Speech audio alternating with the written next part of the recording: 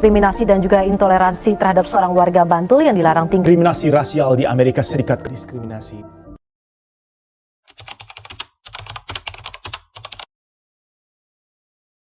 Manajemen Sumber Daya Manusia atau MSDM memiliki peran penting dalam menjaga citra perusahaan dan memastikan kesejahteraan karyawannya. Namun, pelanggaran etika bisnis dalam manajemen sumber daya manusia memiliki dampak negatif, baik terhadap perusahaan maupun karyawannya. Sebenarnya ada banyak sekali pelanggaran etika yang sering terjadi dalam manajemen sumber daya manusia. Nah, salah satunya itu adalah diskriminasi. Pada video kali ini kami akan membahas tentang diskriminasi pada karyawan perusahaan.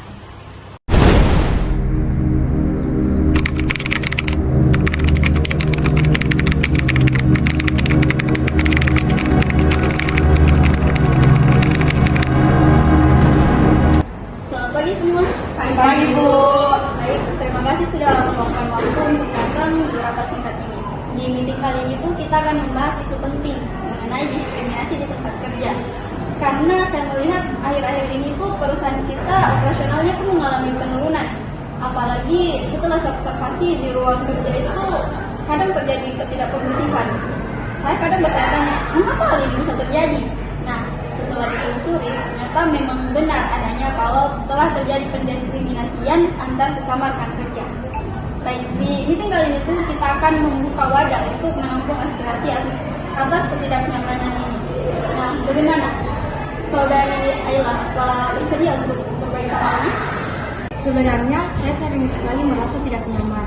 Saya sering sekali diledek karena latar belakang saya yang berbeda. Terkadang jika saya memberikan solusi atau pendapat saya tidak didengarkan dan juga saya merasa karena hal tersebut komunikasi saya dan karyawan sangatlah terhambat. Ya, tapi kan kita harus profesional. Masa ya urusan pribadi harus dibawa-bawa ke kantor? Saya rasa apa yang Ayla rasakan itu benar. Diskriminasi itu tidak boleh kita anggap sepele. Itu melanggar hak asasi manusia dan juga bisa merusak suasana kerja kita di perusahaan ini. Diskriminasi itu tidak hanya merugikan individu, tapi juga akan mempengaruhi kinerja perusahaan. Nah, Salma, sebagai konsultan, bagaimana menurut Anda? Seperti yang sudah saya katakan sebelumnya, diskriminasi itu sangat berdampak negatif pada perusahaan, termasuk pada produktivitas, kreativitas, dan juga citra perusahaan. Jadi, perusahaan yang lebih inklusif itu akan cenderung lebih baik. Saya masih belum yakin. Saya kira semua orang di sini punya kesempatan yang sama. Tifka, kesempatan yang sama itu tidak selalu tentang perlakuan yang sama. Kita perlu menciptakan lingkungan kerja yang inklusif, di mana semua orang itu berhak untuk dihargai dan dihormati, terlepas dari latar belakang mereka. Oke, bagaimana jika kita melakukan pelatihan terkait diversitas dan inklusi? Itu ide bagus, Salma. Kita juga bisa membangun tim khusus untuk menangani diskriminasi agar kenyamanan dalam ruang kerja itu tetap terjaga keharmonisasiannya. Terima kasih, Bu. Saya harap setelah ada perubahan, semua orang merasa lebih nyaman bekerja di kantor ini. Baik, dengan adanya meeting kali ini, semoga kedepannya bisa menciptakan lingkungan kerja yang lebih inklusif. Baik, Ibu.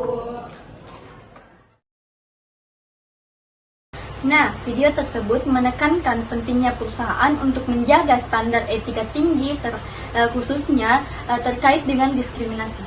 Menciptakan lingkungan kerja yang adil, inklusif, dan menghormati hak setiap karyawan tidak hanya penting secara moral, tetapi juga berkontribusi pada keberhasilan jangka panjang perusahaan. Pelanggaran etika seperti diskriminasi dapat merusak kepercayaan, produktivitas, dan reputasi perusahaan sehingga dapat dicegah melalui kebijakan dan inisiatif yang tepat. Baik, itulah video dari kelompok kami. Semoga video ini dapat mengedukasi penonton sekalian.